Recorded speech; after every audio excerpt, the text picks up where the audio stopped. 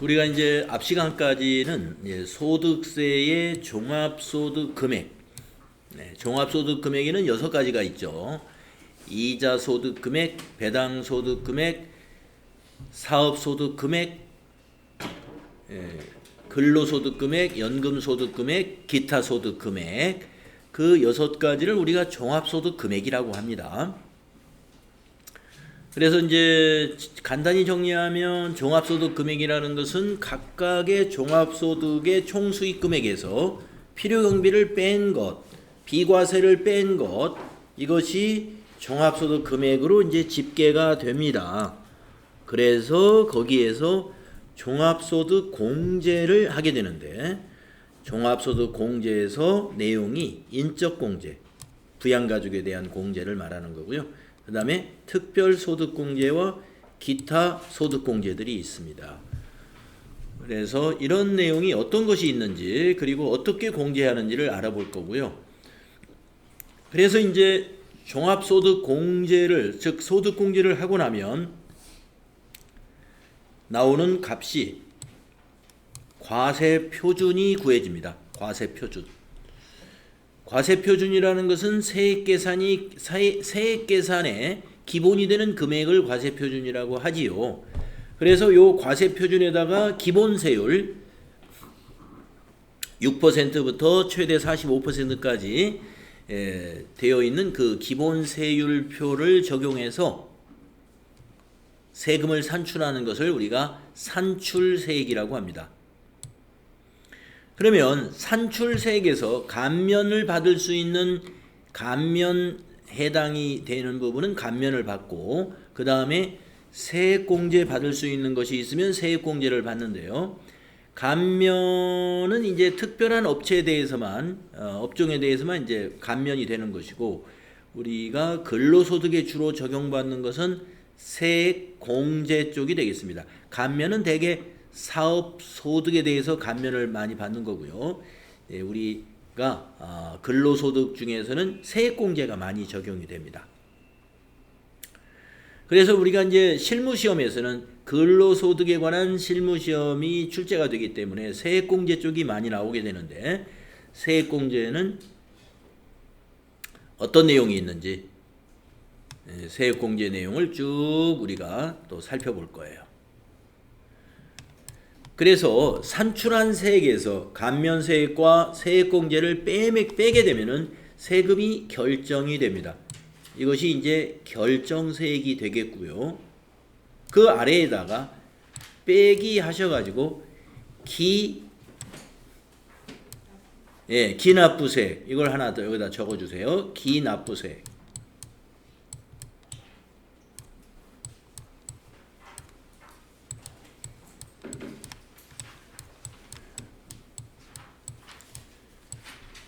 이 기납부세액은 뭐냐 하면은, 근로소득 같으면은 매월 급여에서 공제했던 그 세금, 그게 이제 기납부세액이 되겠고, 그 다음에 우리가 원천징수라는 게 소득세에는 있었잖아요. 그래서 원천징수했던 그 세금들을 말합니다. 우리가 은행에서 이자소득을 받을 때도 원천징수를 당했고, 이런 것들이 기납부세액이에요. 그래서 기납부세액을 빼주게 됩니다. 그것을 뺀 나머지가 최종적으로 이퀄 납부세액이 되죠. 납부세.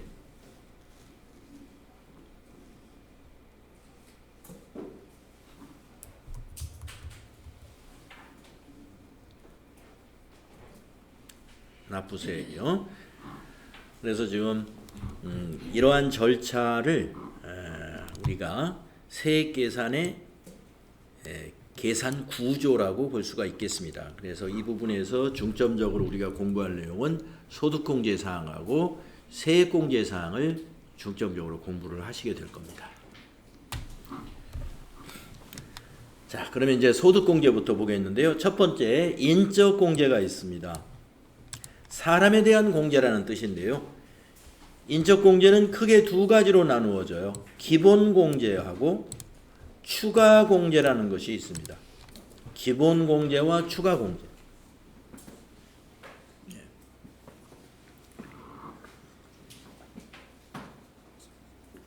자, 기본공제는 뭐냐면은 기본공제에 해당되는 사람은 1인당 150만 원씩 계산을 해요.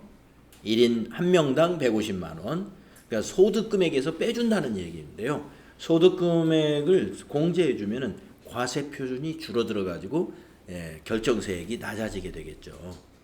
자, 그래서 그러면 인적공제의 기본공제 대상자가 누군가를 보겠습니다. 본인이 일단 대상이 됩니다. 본인은 소득 요건이나 나이 요건을 전혀 XX 고려하지 않는다 이런 얘기입니다. X라는 것은 소득에서 X가 되어 있다는 것은 소득을 고려하지 않는다. 만약에 소득에 동그라미가 되어 있다. 소득 내용을 고려해서 판단한다. 그 뜻이에요. 나이 요건에 X가 되어 있거나 어떤 조건이 붙어 있다. X가 되어 있으면 나이 요건을 보지 않는다고. 어떤 조건이 만 60세 이상 이렇게 써 있어요. 그러면 만 60세 이상의 조건에 적용되어야 된다. 해당되어야 된다. 이렇게 판단하시는 거예요. 자, 그래서 본인은 무조건 해당이 됩니다. 그러면 무조건 인적공제 150만 원 안 받는 사람은 아무도 없겠죠. 누구나 150만 원 인적공제가 되고요. 배우자. 배우자는 소득을 봅니다. 그런데 나이는 따지지 않는다. 고려하지 않는다. 그러면 소득의 동그라미가 이게 되어 있는 게 본인 빼고는 전부 동그라미가 되어 있다는 걸 우리가 알 수가 있습니다. 본인 빼고는 소득을 다 고려해야 돼요. 그러면 우리가 주 1에 있는 소득에서 고려해야 되는 그 내용이 무언가를 주 1을 한번 보고 가겠습니다. 그 옆에 페이지 보시면 주 1에 소득을 우리가 여기서 판단하는 기준이 여기 나와 있어요. 연간 소득금액 합계액이 100만 원 이하여야 한다. 그런데 괄호 안에 근로소득만 있는 자는 총급여를 기준으로 500만 원 이하이어야 한다. 총급여 기준으로 500만 원이면은요, 우리가 근로소득 공제가 필요경비인데 근로소득 공제가 70%가 적용이 됩니다. 그러면 500만 원의 70%면은 필요경비가 350만 원이에요. 그러면 빼주면은 근로소득 금액이 150만 원이 되거든요. 안 맞아. 다른 소득에 비해서. 다른 소득은 100만 원 이하이어야 한다.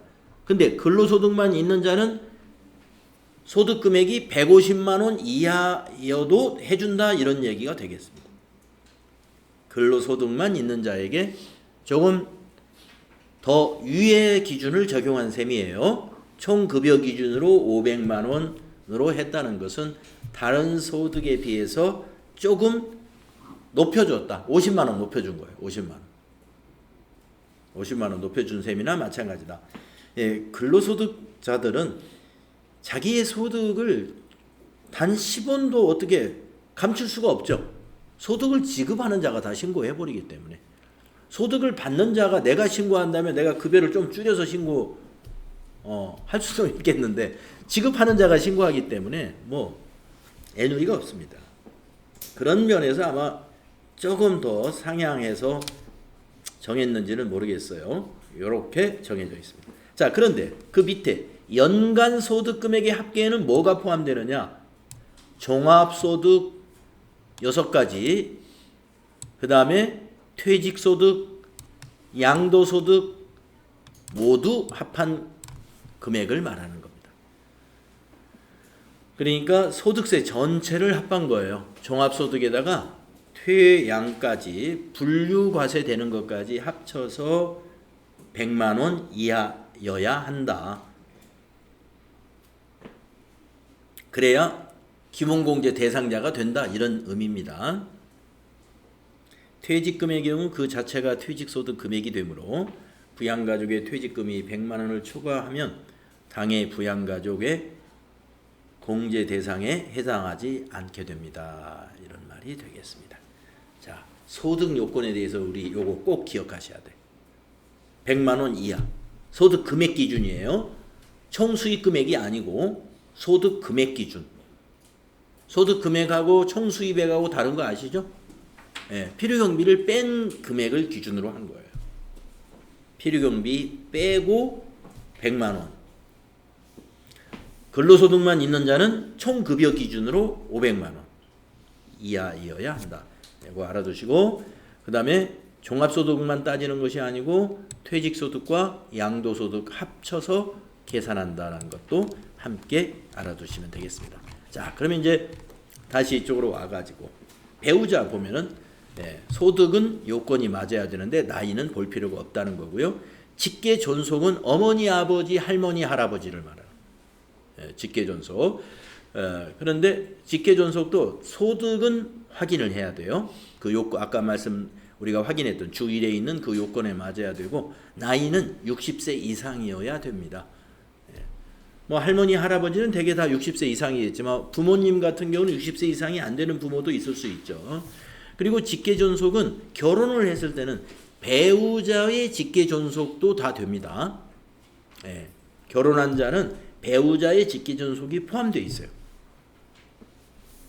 다음에 형제자매. 형제자매 소득 요건 확인해야 되고요. 나이는 만 20세 이하이거나 만 60세 이상인 형제자매만 해당이 됩니다. 그 형제자매는 소득자의 형제자매를 말하는 거예요. 그리고 배우자의 형제자매도 포함됩니다. 소득자와 배우자의 형제자매. 그러니까 내 동생이나 내 형이나 누나, 또 배우자의 형제간, 그러니까 동생이나 언니나 이런 오빠나 이런 사람들 된다는 거죠. 나이 요건이 여기에 맞으면 20세 이하인 형제자매 또는 60세 이상인 형제자매. 그래서 소득이 동그라미라는 것은 소득이 없는 사람을 말하는 거예요. 소득이 없는 것은 전혀 없는 것이 아니라 소득 금액 기준으로 100만 원 이하를 얘기하는 거예요. 그 다음에 직계 비속이다 그러면은 자녀를 말하는 겁니다. 이 자녀에는 손자, 손녀도 해당이 됩니다. 만약에 할아버지가 소득이 있는 사람이다 그러면 직계 비속에는 아들, 딸만 있는 게 아니라 그 아들, 딸의 또 손녀, 손자도 해당이 되죠. 그래서 직계 비속, 입양자 포함해서 해당이 되고요. 소득 확인해야 되고 만 20세 이하인 직계 비속만 기본공제 대상자가 됩니다. 그 다음에 위탁아동, 위탁아동법이라는 게 있어요. 위탁아동법. 그래서 입양자는 직계비속이지만 위탁아동은 일정 기간 위탁받아서 뭐라고 해야 되나요? 같이 부양을 한 다음에 그 기간이 지나면 다시 독립해서 나가죠. 그래서 위탁아동 주 5에 있는 내용을 한번 보시죠. 자, 주 5에 보면은 위탁아동이 나와 있어요. 아동복지법에 따른 가정위탁을 받아 양육하는 아동으로서 해당 과세기간에 6개월 이상 직접 양육한 위탁아동이 해당이 됩니다. 그러니까 해당 과세기간에 6개월이 안 됐으면 다음 과세기간에 적용을 받으면 됩니다. 6개월 이상 양육한 위탁아동이 적용이 된다.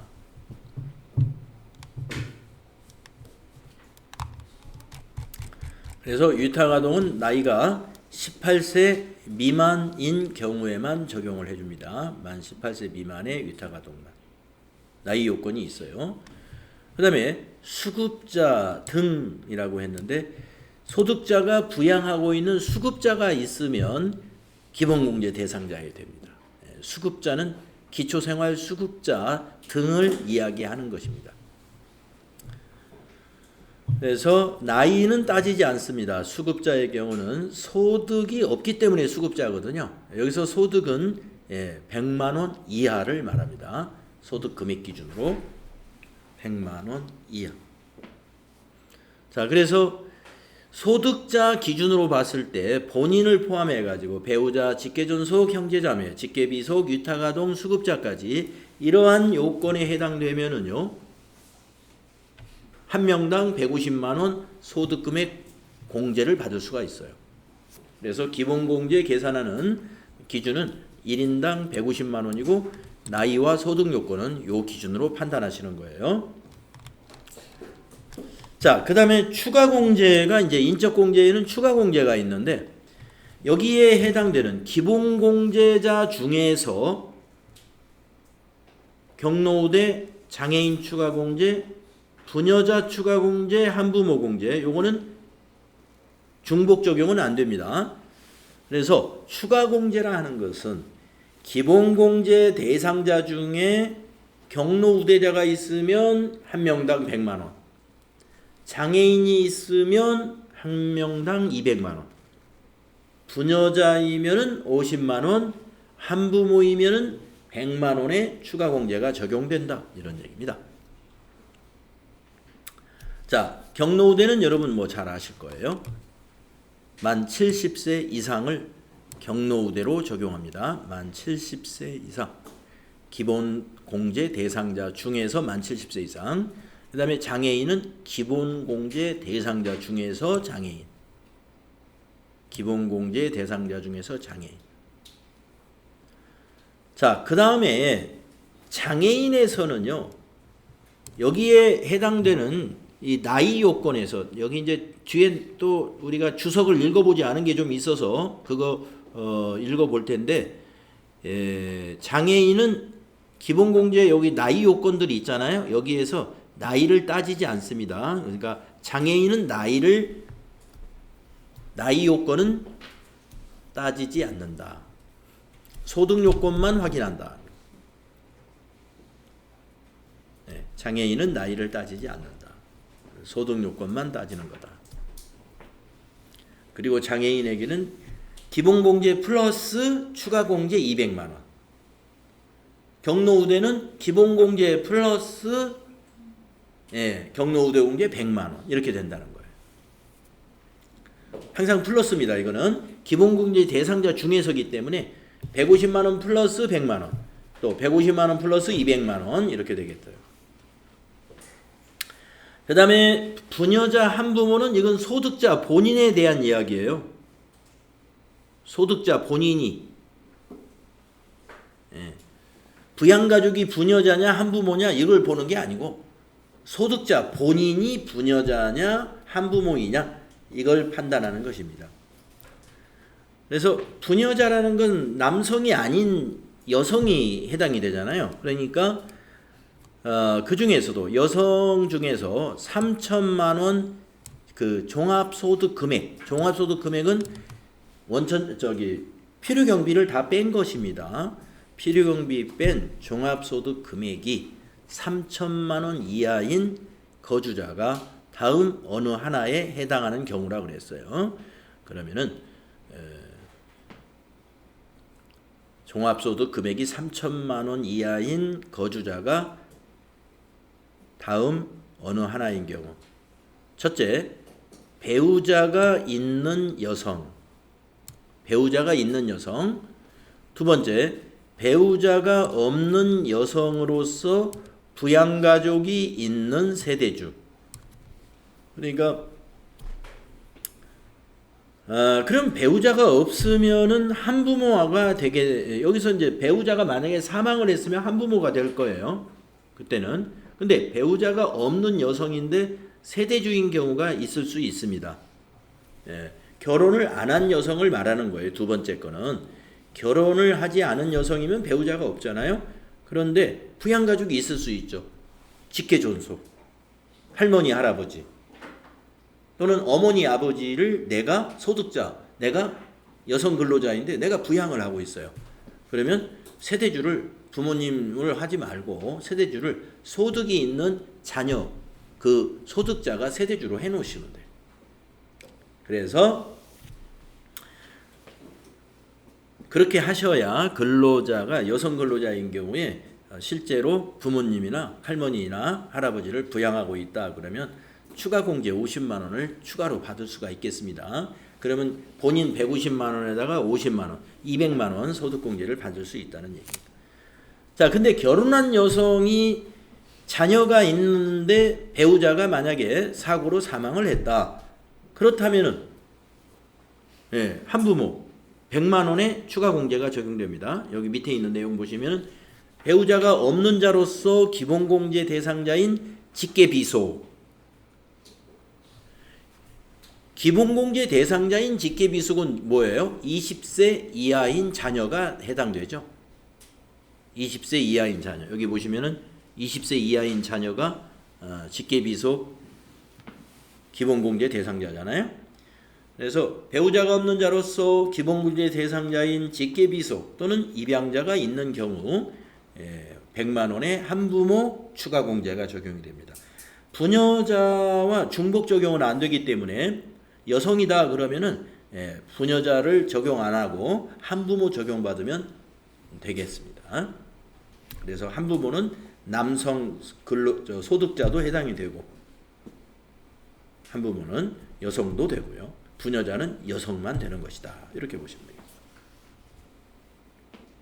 그래서 이게 인적사항 공제예요.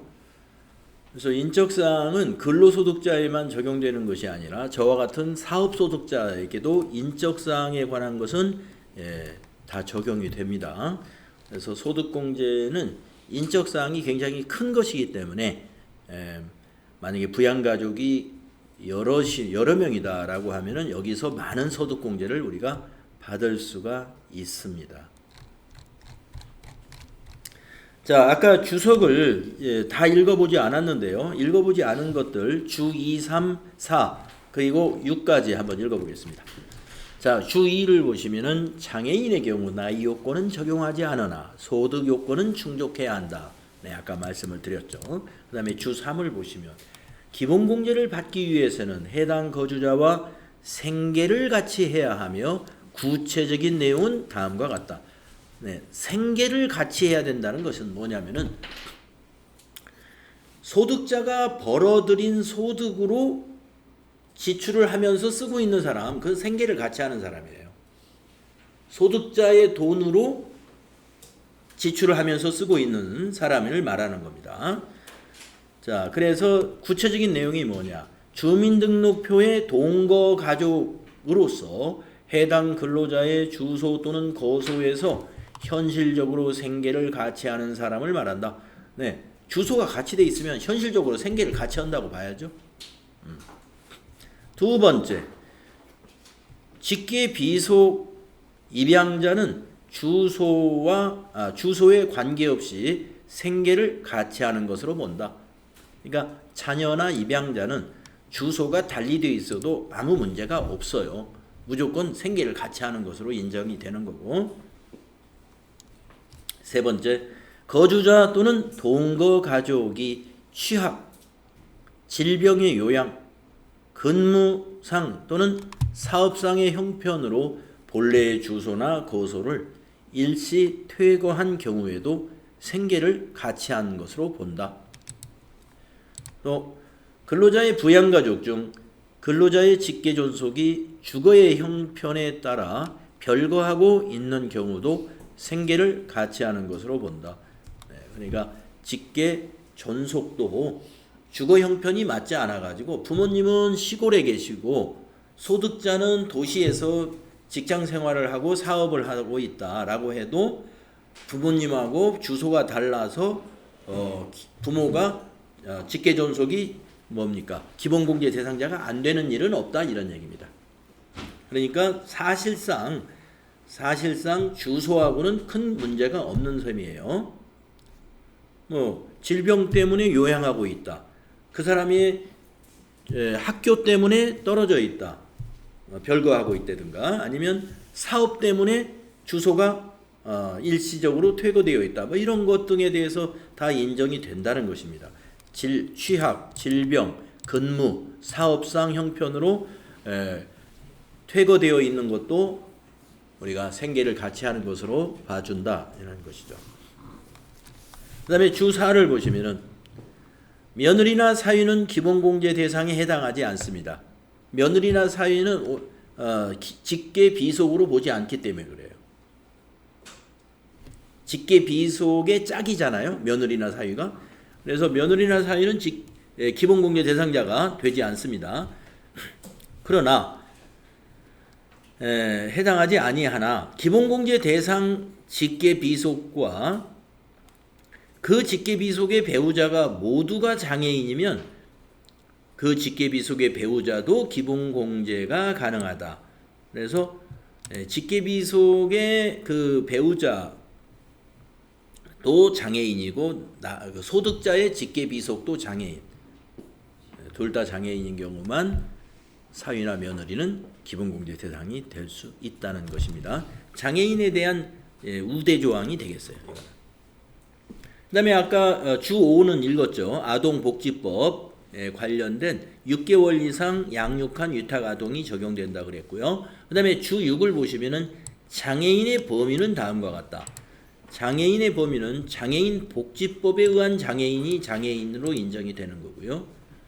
그 다음에 국가유공자법에 의한 법률에 의한 장애인도 장애인으로 인정이 되고요. 상이자와 유사한 거, 이거 상이자와 유사한 거 이것도 국가유공자와 관련된 것입니다. 그 다음에 항시 치료를 요하는 중증 환자, 주로 노인 양반들이 여기에 많이 해당이 되죠. 항시 치료를 요하는 중증 환자니까, 중증 환자, 거동할 수 없는 환자들이 여기에 해당이 되죠. 그래서 지병을 가지고 있어가지고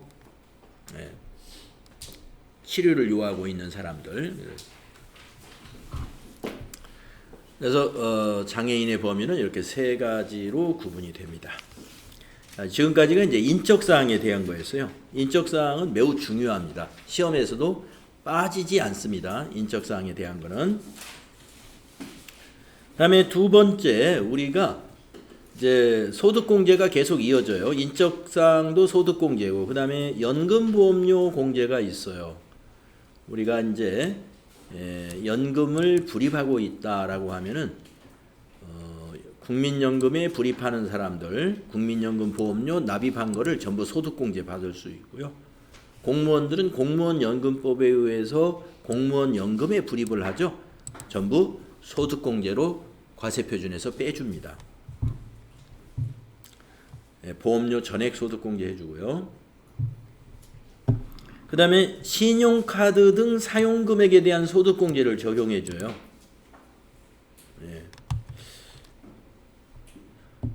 제가 알기에 이 신용카드 사용금액에 대한 소득공제가 이미 다 계획했던 기간이 지나가지고 처음에 취지에 맞게끔 목적이 달성됐기 때문에 이 제도를 없애려고 했는데 없애지 못하고 있는 걸로 알고 있거든요. 이 신용카드 사용금액에 대한 소득공제는 이 제도를 도입한 취지가 뭐였냐면은 자영업을 하는 그 사업소득자들이 수익금액에 대한 신고를 정확하게 하지를 않고 만약에 연간 매출액이 만약에 5억을 매출했는데 딱 줄여가지고 2억 뭐 3억 이렇게만 신고를 한단 말이에요. 그것을 그렇지 않을 거다라고 짐작은 가는데 그걸 뭐 밝혀낼 방법이 없으니까 소득이 제대로 노출이 안 되어서 이것을 노출시키는 하나의 방법으로서 근로자들에게 비용을 지출할 때 신용카드나 현금 영수증으로 지출하면은 근로자의 소득공제를 해주겠습니다 라는 제도를 도입한 거예요. 그렇기 때문에 우리 근로자분들이 비용을 지출할 때 가게에 가서 약국에 가서 병원에 가서 학원에 가서 비용을 지출할 때 전부 카드를 내밀고 있는 거죠. 카드 하면 안 되겠습니까? 뭐 처음에는 카드 하면 안 되겠습니까 했지만 지금은 너무 당연한 거죠. 한 10년? 20년? 옛날에는 말이죠. 카드를 쓸 때 좀 눈치를 봤던 시절이 있었어요. 왜냐면 자영업 하는 분들이 별로 안 좋아하니까 이거 카드로 내가 결제해도 되나? 막 이렇게 걱정하면서 카드를 썼는데 뭐 지금은 전혀 안 그렇죠. 예. 오히려 사업자가 돈 달라고 그러면 저희 같은 경우는 돈을 하도 안 받아본 지가 오래돼가지고 돈 주면 이상해요. 예, 그냥 카드로 하시면 카드 없으세요? 카드로. 네, 돈 관리하기가 힘들어요. 네. 하여튼 그런 정도입니다. 이제 그야말로 뭐냐면은 자리를 잡은 거예요. 네, 그래서 이제 자영업자들이 매출이 거의 100% 다 드러났습니다. 네, 드러났기 때문에 지금까지도 이것을 유지할 필요가 있겠느냐라고 해서 없애려고 지난 정부에서 지난 정부에 이제 시기가 도래됐던 거예요. 없애려고 검토를 했는데 근로자 단체 저항이 매우 컸던 겁니다. 그 검토하는 과정에서. 그래가지고 보류를 시켜놨어요. 그래서 뭐 계속 보류가 되지 않을까 이런 생각을 합니다. 자, 그래서 신용카드 사용 금액에 대한 소득 공제는 사업자는 대상이 안 돼요. 근로자에게만 적용이 됩니다. 자, 공제 대상을 보게 되면은 신용카드 등 사용 금액에 대한 소득 공제 대상은 근로소득자, 본인과 배우자, 직계 좀비 속의 사용액이다 그랬습니다. 그래서 근로자 가정의 소득자, 본인, 배우자, 직계 존속과 직계 비속. 보니까 형제 자매가 빠졌죠. 예. 형제 자매는 또 여기서 제외를 시켰어요. 기본공제 대상자로서 나이 제한은 없고 형제 자매와 장애인 직계 비속의 장애인 배우자 사용액은 제외한다. 네, 그래서 제외되는 게 형제 자매가 제외되고요. 장애인 직계 비속의 장애인 배우자는 그 사위나 며느리를 말하는 것입니다.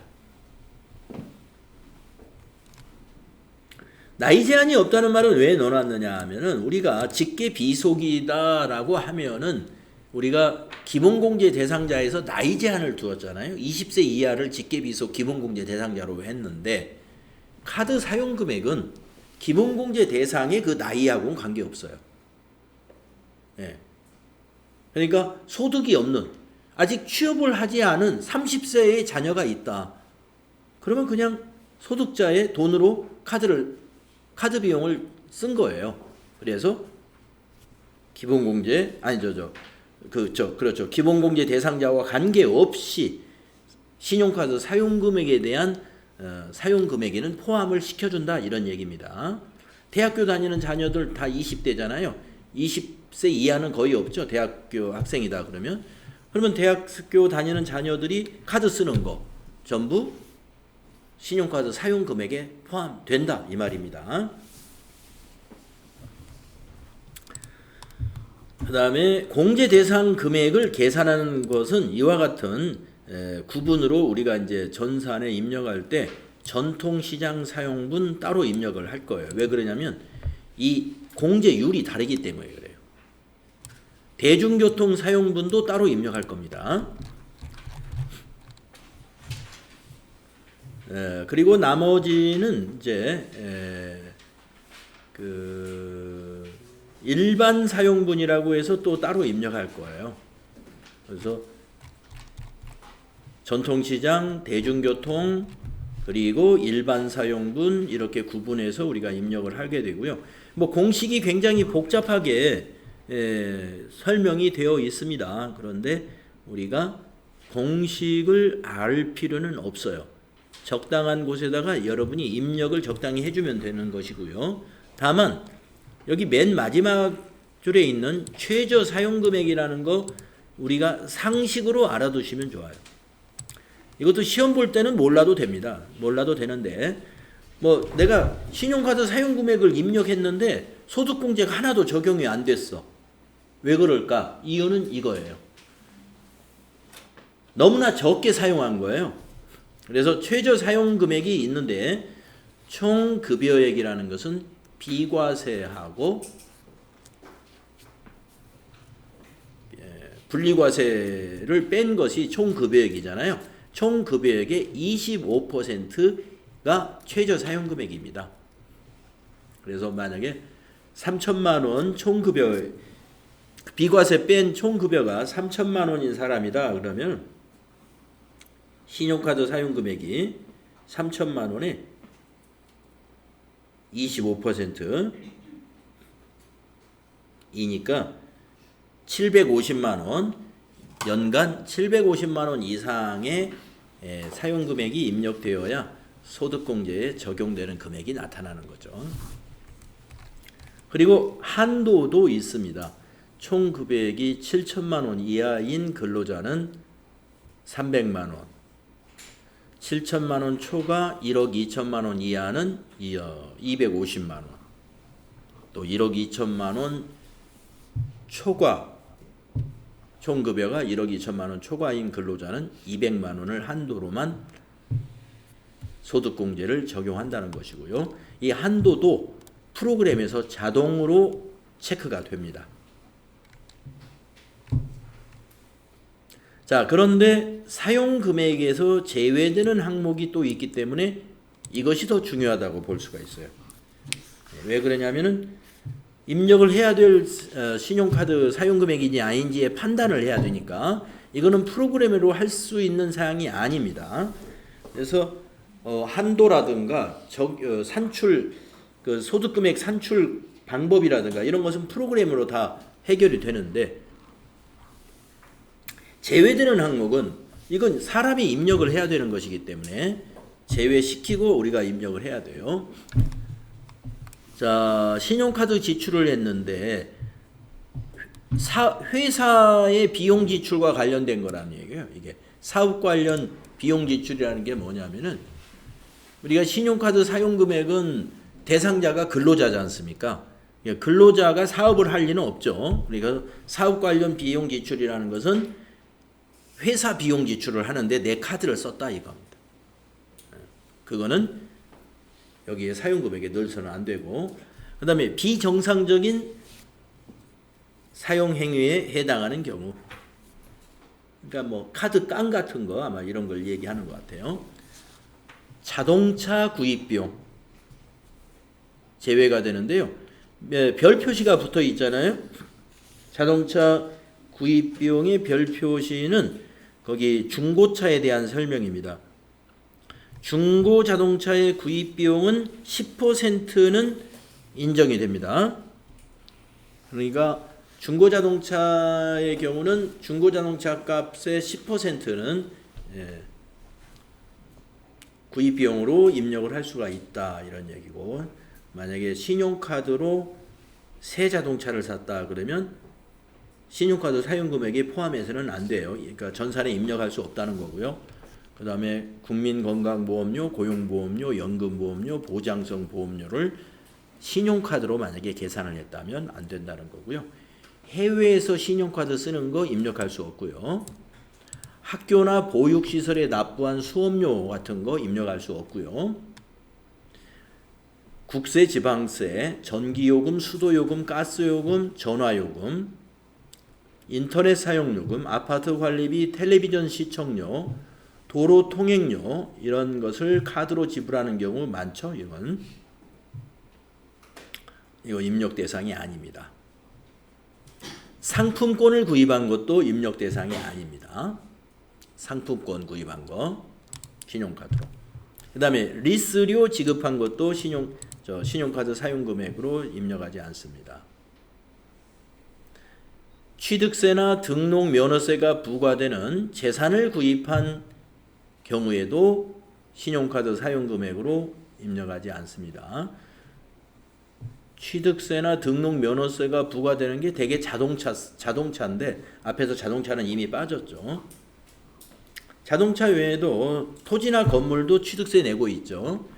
그러니까 만약에 신용카드로 토지나 건물을 샀다면 그것도 사용 금액으로 포함을 입력하지 않는다 이런 말입니다. 금융이나 보험 용역에 관련된 지급액, 그러니까 보험료를 카드로 납부한 거 이거 입력이 안 된다는 겁니다. 그 다음에 신용카드 등으로 결제하여 기부하는 경우 정치자금 중 세액공제를 적용받은 금액, 그래서 신용카드로 결제한 기부금 세액공제만 적용이 되고 신용카드 사용금액에는 적용이 안 된다.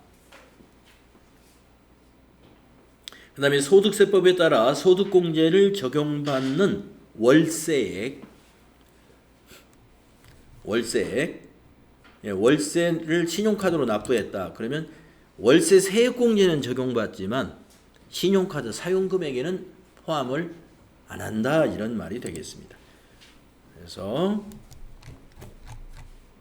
그 다음에 마지막으로 국가나 지방자치단체, 조합에 지급하는 사용료.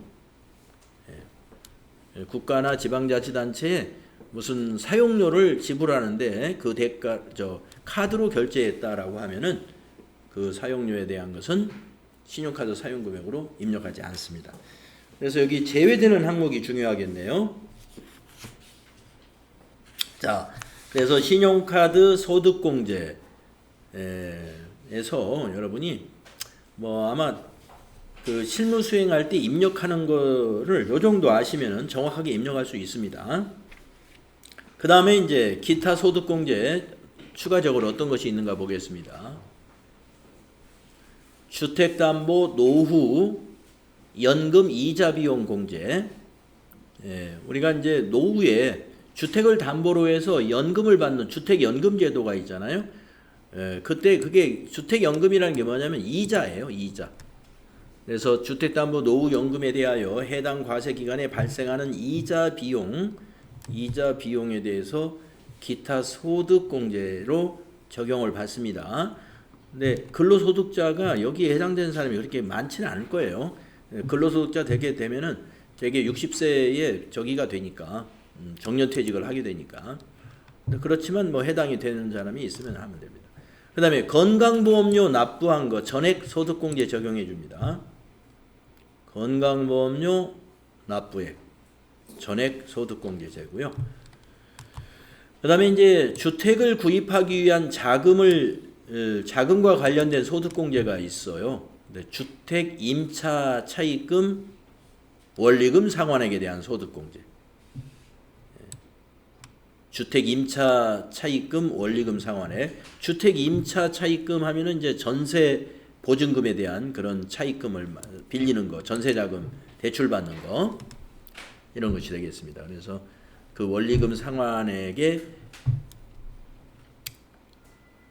연간 400만 원 한도로 해서 소득공제가 적용이 됩니다. 전부 다 근로자에게만 적용되는 겁니다. 뭐 오른쪽에 복잡한 내용이 있는데 근로자에게 해당된다라는 걸 알고 계시면 돼요.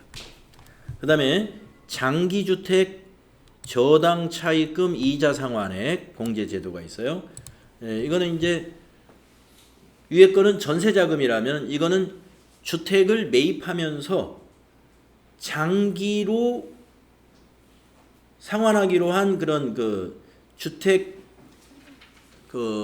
주택을 담보로 해서 대출을 해주는 그런 상품이 있죠.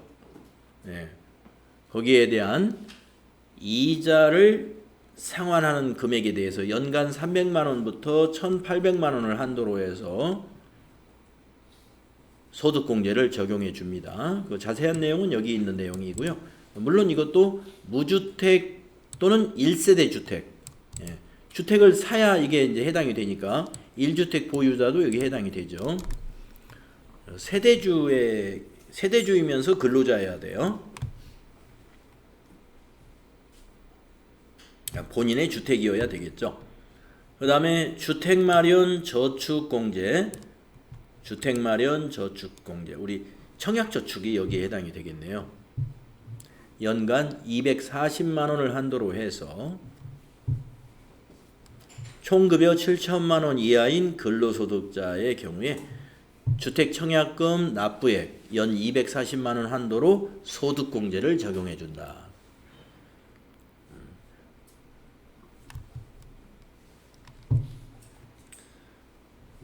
그리고 고용유지 중소기업 근로자 소득공제라는 것도 있습니다. 고용유지 중소기업 근로자 소득공제 연 1,000만 원 한도 내에서 고용유지 중소기업의 근로를 제공하는 상시 근로자에게 대해 근로소득 금액에서 공제를 해준다. 네, 소득공제사항이 근로자만 적용되는 것들이 상당히 많고요. 그 다음에 이제 소기업, 소상공인, 공제부금 소득공제. 이거는 이제 사업소득이 있는 자에게 해당이 되죠. 노란우산 공제가 여기에 해당이 됩니다. 그래서 한도를 연 200만 원에서 500만 원. 이건 이제 매출의 그 기준에 의해서 좀 달라요. 그래서 최대 500만 원까지 납입 금액에 대해서 소득공제를 적용받습니다.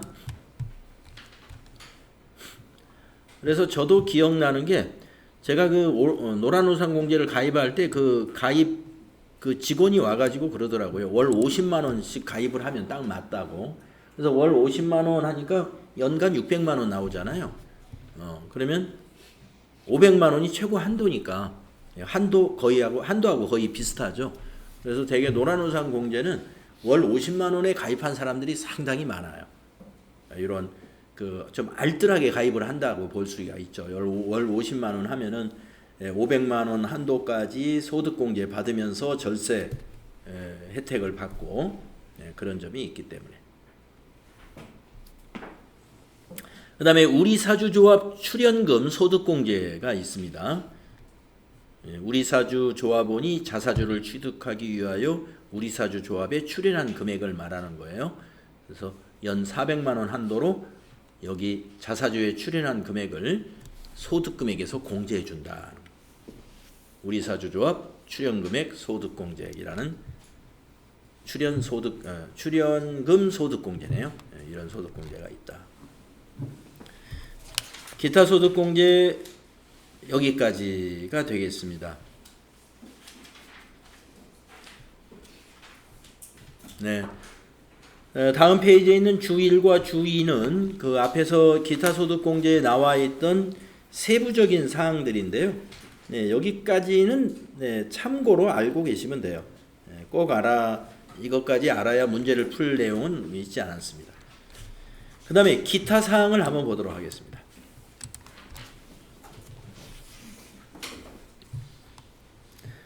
공제 대상자의 판정 시기. 우리가 이제 인적 공제를 앞에서 기본 공제와 추가 공제 판단을 했는데요. 어느 시점의 기준으로 기본 공제 대상자를 판단하느냐 하는 겁니다. 판정 시기. 원칙은 12월 31일이 과세기간의 종료일이잖아요. 그래서 12월 31일, 즉 과세기간 종료일 상황에 의한다. 12월 31일 상황에 의한다. 그런데 과세기간 종료일 전에 사망을 했거나 또는 장애가 치유된 경우에는 그 치유일 전일 상황에 의한다라고 되어 있어요. 그러니까 12월 31일 과세기간 종료일 현재는 없지만, 즉 주민등록대에 보면 사망한 자는 안 나타나겠죠. 만약에 할아버지나 할머니가 나이가 많으셔가지고 돌아가셨어요. 사망을 하셔서 뭐 10월 달이든 여름이든 그러면은 그 전 상태로 인정을 해준다 이겁니다. 또 장애가 치유됐다는 것도 마찬가지예요. 우리가 1월 달에는 장애가 있었는데 봄, 여름 거치면서 치료가 다 끝나가지고 10월 달에 이제 장애가 완전히 해결이 됐어요. 비장애인이 됐습니다. 그러면 1월 달에 한 달은 장애가 있었죠. 그래서 치유일 전일 상황에 의한다. 그러면 장애인으로 추가 공제 대상이 된다 이런 얘기입니다. 자, 그래서 사망 또는 장애가 치유된 경우는 사망일 전일 또는 치유 전일 상황에 의해서 판단을 해준다. 항상 12월 31일 기준으로 보는 건 아니에요. 원칙이 12월 31일인데 그 상황인데 사망이나 장애가 치유된 경우는 그렇지 않다는 거예요. 그 전 상황으로 봅니다. 그 다음에 부양가족의 공제 대상 여부를 판단할 때 적용 대상 나이가 정해진 경우에는 해당 과세기간 중에 해당 나이에 해당하는 날이 있는 경우에는 공제 대상자로 본다 이런 얘기입니다. 그러니까 12월 31일 날 전에 만약에 생일이 그 전에 있었어요. 그래가지고 한 살을 더 먹어버렸네. 12월 31일 날에는 21세가 만약에 되었다. 20세 된 자녀가 있는데 생일이 10월 달이었어요. 그래가지고 10월 달에 21살이 됐어요. 그러면 이제 요 12월 31일 기준으로 나이로 생일 기준으로 따지면 21살이 됐다 하더라도 공제 대상자다 이겁니다. 예. 이번 과세기간에 해당 과세기간에 그 나이에 해당하는 날이 단 하루라도 있으면 해당이 된다 이런 얘기입니다.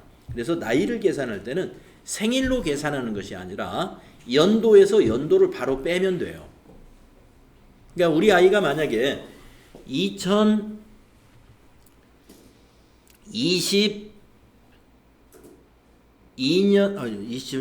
한 살밖에 안 되지.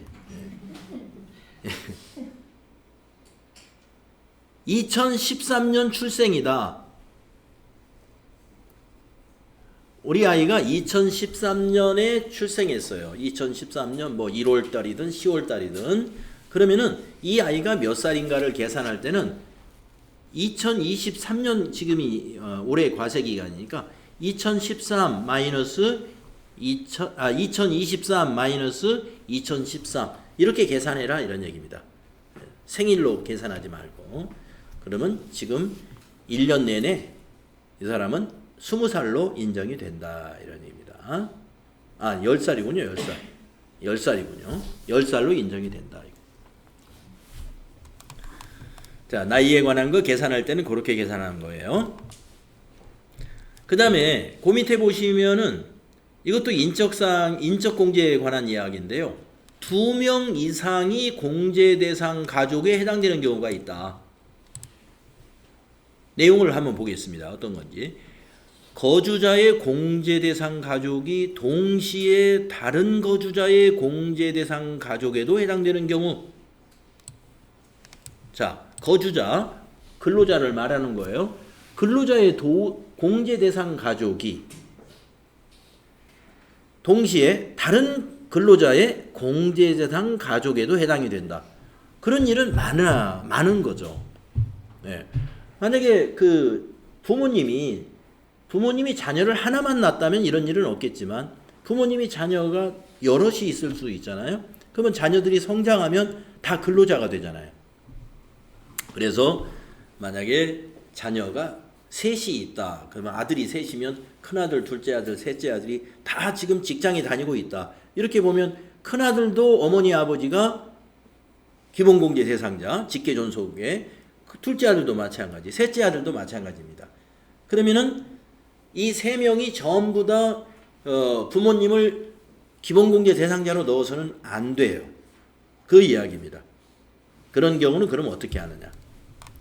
거주자의 공제대상 가족이 동시에 다른 거주자의 공제대상 가족에 해당되는 경우에는 해당 과세기간의 과세표준 확정 신고서에 기재된 바에 따라 그중 한 1인의 공제대상 가족으로 한다. 한 명만 받아야 된다. 그러니까 아들이 셋이면 뭐 형님이 만약에 하기로 했다 그러면 둘은 양보를 해야죠. 둘 다 공제를 받게 되면 나중에 컴퓨터가 찾아내요. 찾아내가지고 나중에 이제 그 다음에 연말정산할 때 세금을 더 내야 됩니다. 공제 받은 걸 다시 세금으로 다시 내야 돼요. 그렇기 때문에 선생님 엄마 아빠를 따로 자식들이 그렇게 할 수 있나요? 네, 그러니까 엄마 아빠가 있는데 60세 이상이고 소득이 없는 엄마 아빠라면은요. 첫째는 아빠는 첫째한테 엄마는 첫째한테. 네, 그거는 가능하죠. 중복 적용만 안 되면 됩니다. 중복 적용만 안 되면 됩니다. 만약 그걸로 인해서 서로 이렇게 다툼이 있을 것 같으면 잘 공평하게 나누면 되죠. 어머니는 내가 할 테니까 아버지는 네가 해라. 사이좋게 나눠주면 되는 데고. 네, 만약에 좀 효과적으로 한다면은 급여가 많은 사람한테 밀어주고, 예, 그 급여가 많은 사람이 밥 한 끼 사면 됩니다. 예. 술 한 잔 사주고, 예, 급여가 많은 사람이 아무래도 세금이 많으니까 예, 혜택을 더 많이 받을 수가 있죠. 그래서 중복 적용이 안 된다는 것을 여러분이 알고 계셔야 되고, 그 다음에 소득공제에도 한도가 적용이 되는데요. 2,500만 원이 소득금액의 한도가 적용됩니다. 한도가 적용되지 않는 소득공제도 있어요. 그래서 한번 읽어보겠습니다. 소득공제 종합한도 2,500만 원. 종합한도 대상 소득공제 금액 합계액이 2,500만 원을 초과하는 경우에는 그 초과되는 금액은 없는 것으로 본다. 소득금액 한도가 초과됐다고 해서 돈을 국가에서 더 주는 건 아니에요.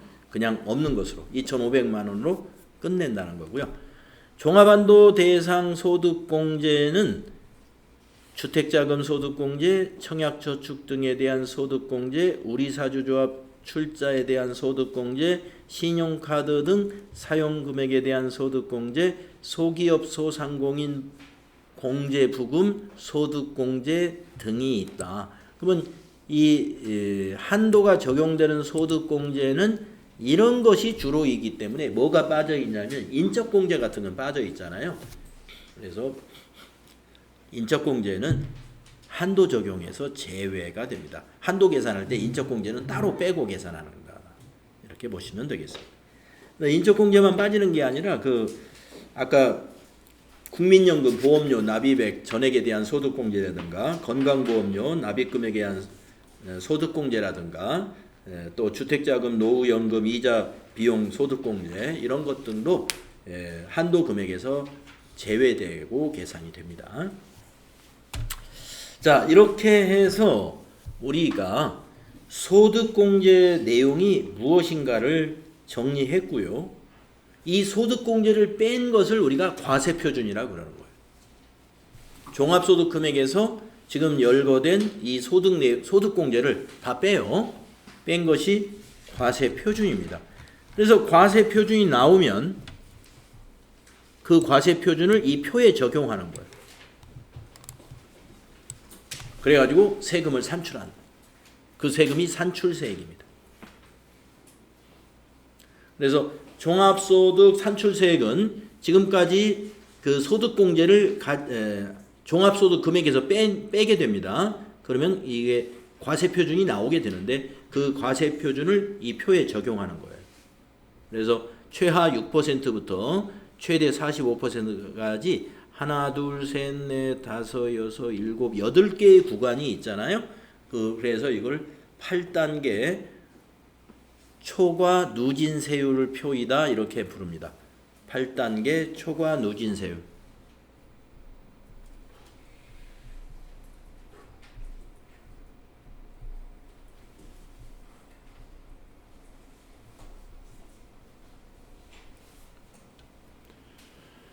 그래서 우리나라 종합소득세 세율은 기본세율이 이와 같이 8단계로 되어 있고 초과금액에 대해서 누진세율을 적용하고 있습니다.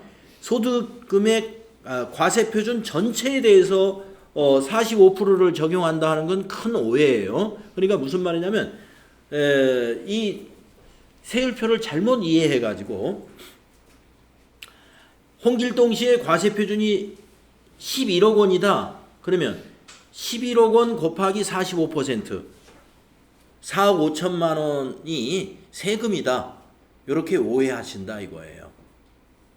그거는 초과 누진세율의 개념을 몰라서 그래요. 만약에 11억 원이다. 11억 원 곱하기 45% 이렇게 세금을 계산하지 않아요. 자, 11억 원이면 이렇게 되는 거예요. 일단 3억 8,406원, 406만 원, 약 3억 8천만 원은 3억 8천만 원은 요 밑에 구간에서 다 계산된 세금입니다. 거기다가 과세표준에서 5억을 빼주는 거예요. 5억을. 그러면 11억이면 5억을 빼면 6억 원이죠. 6억 원의 45%. 6억 원의 45%. 6억 원만 45% 적용을 받고 나머지는 이 세율을 적용받기 때문에 거기까지는 3억 8천만 원이다 이런 얘기입니다. 3억 8천만 원 플러스 6억 원 곱하기 45%가 되겠습니다. 세금이. 그래서 여러분이 이제 그 이론 문제에서 이 산출세액을 계산하는 문제가 나옵니다. 이론 문제에서 그때 이 세율표를 만들어 줄 거예요. 이 세율표를 만들어 주는데 한 2줄 정도만 이렇게 딱 만들어 줄 겁니다. 2줄. 그래서 세율표를 외울 수는 없어요. 외울 필요 없고 여러분 시험에서는 이거보다 계산이 더 쉬운 세율표를 만들어 줍니다. 그러면 그 만들어 준 세율표에다가 우리가 과세 표준만 정확히 계산해서 해당되는 계산을 딱 해서 계산 그 산출을 쉽게 할 수 있도록 이 세율표를 좀 더 쉽게 만들어서 여러분 시험에 출제한다 하는 거 알고 계시면 돼요. 자, 그래서 자, 산출세 과세 표준에다가 기본 세율표를 적용하는 것이다. 8단계 초과 누진 세율로 되어 있다. 이렇게 정리하겠습니다. 자, 그러면 쉬었다가 다음 시간에는 세액공제를 정리하도록 하겠습니다.